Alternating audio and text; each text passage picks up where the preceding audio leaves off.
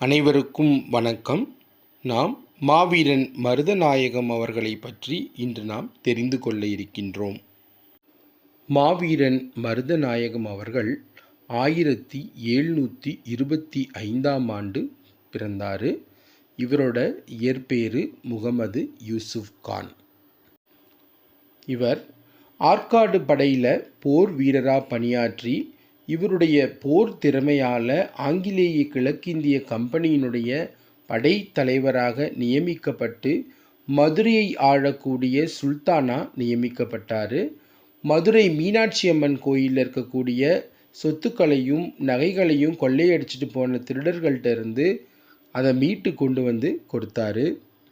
மதுரை மாநகரத்தில் விவசாயம் செழிக்கணும் அப்படிங்கிறதுக்காக அங்கிருந்த குளங்களையும் ஏரிகளையும் பழுது பார்த்து வேளாண் வசதிகளைய மதுரையில் மேம்படுத்தினவர் இவர்.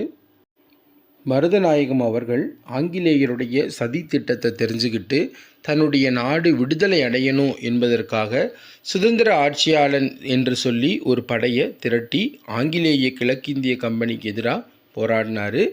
1764 ஆண்டு அக்டோபர் மாதம் 15ஆம் நாள் மதுரையில் இவர் தூக்கிடப்படுறாரு.